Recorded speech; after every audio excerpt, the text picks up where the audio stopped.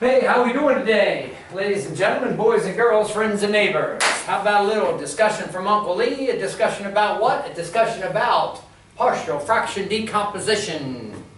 Before we talk about the decomposing of fractions, let's talk about the composing of fractions. Partial fraction decomposition is just the inverse of fraction composition. So we're going to start off with fraction composition. Fraction composition, ladies and gentlemen, boys and girls, friends and neighbors, is something that we have been doing for years and years and years. We have been composing fractions. We've been adding fractions, subtracting fractions since probably the 3rd grade, maybe the 4th grade, not sure which. So here's our first example. If I have this rational expression, 4 over x minus 1 plus 5 over x plus 3, let's compose those fractions. Let's add those fractions. Let's add 5 over x minus 1 plus 5 over x plus 3, step number 1. Step number 1, if I'm adding fractions in the 3rd grade, 4th grade, 5th grade, or all the way up to junior in high school or senior in high school, I'm going to need like denominators. So that's the step number 1, find like denominators. And x minus 1 is a prime polynomial. This is a prime polynomial, so I know the least common denominator of these fractions is going to be x minus 1 times x plus 3. So if I want this denominator, once I add them together, to be of the form x minus 1 x plus 3, I'm going to take and I'm going to multiply this fraction by 1. I'm going to multiply it by x plus 3 over x plus 3. That's going to give me the denominator that I like. I'm going to multiply this fraction right here to 1 also. And yes, ma'am, I'm going to multiply this by 1 also, x minus 1 over x minus 1. I'm going to leave the denominator, multiply it out. I'm not going to simplify the denominator. I'm going to just leave it factored in factor form, x minus 1 over x plus 3. I am, however, going to simplify the numerator. So let's see here. 4 times x plus 3. Raise the screen up a little bit. 4 times x plus 3 is going to be 4x plus 12. 4 times 3 is 12. 5 times x minus 1 is going to be 5x minus 5. See, over x minus 1 x plus 3. X minus 1 x plus 3. Now I'm just going to simply add the numerators and leave the denominators go. This is 5th grade math, ladies and gentlemen, or 5th, 4th grade, or 7th, 8th, and 9th, 10th, and maybe 11th. It is the 11th, maybe the 12th if you're a senior. Here we go, add them together. Looks like it's going to be 9x, 12 minus 5 is 7. So it looks like 9x plus 7 is the composition of those two fractions. 9x plus 7 over x minus 1 times x plus 3. What if, ladies and gentlemen, boys and girls, friends and neighbors, what if I started with this fraction? What if I started with that fraction and wanted to decompose that? That process is called partial fraction decomposition. So what if I wanted to decompose that? What I would know is that there would have to be something over x minus 1 plus something over x plus 3 that would equal that. And we know what these are because we know the example that we started with. But what if I didn't know that? How would I go about doing that? And I know in our case, looking back at the very top of the screen, our case, I had a 4 over x minus 1, and I had a 5 over x plus 3. But what if I didn't know that? That's the process that we're going to examine right now, if you will. So what we're going to do is going to very carefully examine the process of partial fraction decomposition. Okay, part 1. There is other parts of this, but we're going to keep it very simple. This is the part that we'll need when we do some anti-differentiation next year. So let's start with the example right here. 4x over x plus 2 times x plus 3.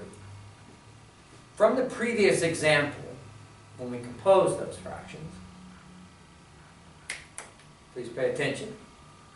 From the previous example, I know that there's going to be something over x plus 2 plus something over x plus 3.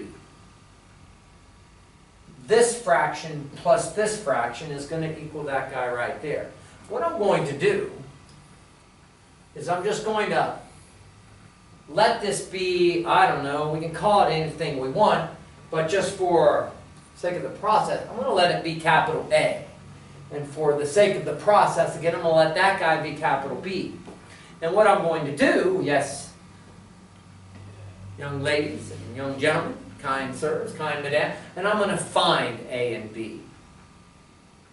And it really is a simple process. It very much is a simple process. So what I'm going to do, so this is what I have. I have this guy is equal to A over x plus 2 plus B over x plus 3. And what I'm going to do is I'm going to multiply both sides of this equation here by the denominator, x plus 2, x plus 3. Multiplication property equality says that I can multiply both sides by this dude, and I'm going to do that. And I see if I multiply this right side by x plus 2 over x plus 3, these guys cancel. This whole thing cancels with this. All I'm going to be left with is 4x here. And if I multiply this here, I'm going to have to use the distributive property. That times a over x plus 2. This times b over x plus 3.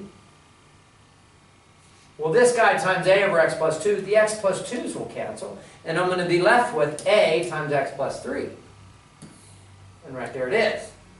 If I multiply this times b over x plus 3, the x plus 3's cancel, and I'm left with b over x plus 2. Now I'm left with this equation here. 4x is equal to a times x plus 3 and b times x plus 2. The next step in the process is way too easy. Please don't make it difficult. Way, way too easy. What I'm going to do? What if I chose x to be negative 3? Well, x is not going to be negative 3, but what if I chose x to be negative 3? Look what's going to happen. Look at what's going to happen if I let x equals negative 3. Well, 4 times negative 3 is negative 12, but if I put negative 3 in there, negative 3 plus 3 is 0. 0 times a is 0. This term is gone. Now I have an equation I can solve for b. Negative 3 plus 2 is negative 1. So now I have negative 12 is equal to negative b. Oh, that's nice. Negative 12 is negative b. That says b is equal to 12. Multiply both sides by negative 1. In like manner, I'm going to let x equals negative 2. 4 times negative 2 is negative 8. Well, if I put negative 2 in here, what's negative 2 plus 3? It's going to be 1. This is why I chose negative 2. Negative 2 plus 2 is 0. Now this term here zeroes out. And so now I have what? A, 1a. A is negative 8. So now, a is negative 8. So now I have b is 12 and a is negative 8. Look what I have found the decomposition of this. A is negative, a was, what was a? A is negative 8, b is 12. On to the next slide here. Look, a is negative 8, b is negative 12. Those are those creatures that I found. So 4x over x plus 2 times x plus 3 is equal to negative 8x plus 2 plus 12 over x plus 3. I don't believe it. I don't believe it. What can we do? Well, we can check our answer by composing the right side here and see if we get that. So let's check it. Okay, I need like denominators, so both of these are primes. I'm going to multiply this by x plus 3 over x plus 3.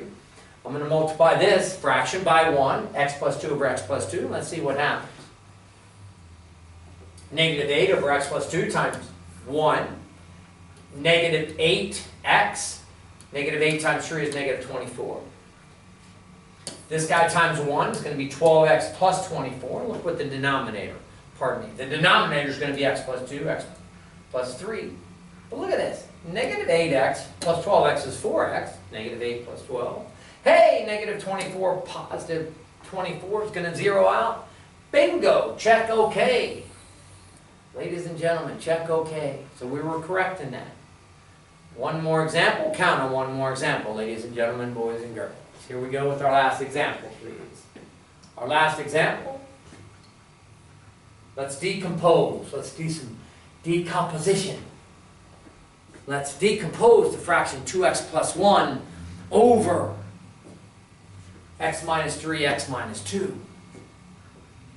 First thing we do is set it up. Well, 2x plus 1 over x minus 3 times x minus 2 is going to be some number over x minus 3 plus some number over x minus 2. We're going to find those numbers. What did I do before? Think about the process. I'm going to multiply both, and I'm not going to write this process down, this step down. I'm just going to do it.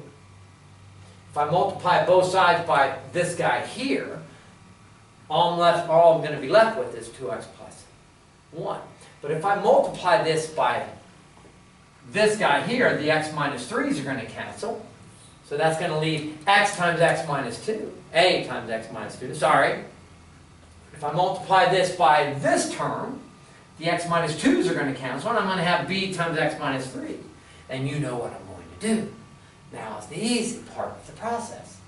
Ladies and gentlemen, boys and girls, I'm going to let x equals 2. I'm going to let x equals 2 because this is going to let that term zero out. 2 minus 2 is 0. But if I put 2 into this, what's 2 times 2 is 5. 2 times 2 is 4, plus 1 is 5. 2 minus 3 is negative 1, so therefore negative b is 5, negative 5 is b. It is that easy, ladies and gentlemen. What else am I going to let x equal? Oh, I'm going to let x equal 3 and zero out that b term. I'm going to let x equal 3. What? Oh! 2 times 3 is 6, plus 1 is 7. 3 minus 2 is 1. 1 times a is a. You betcha. This guy zeroes out. So the decomposition of that 2x plus 1 over that creature is going to be this. 2x plus 1, x minus 2 over x minus 3 is 7 over x minus 3 plus negative 5 over x minus 2. Ladies and gentlemen, boys and girls, friends and neighbors, do not make this difficult. This is a very easy process. Good day.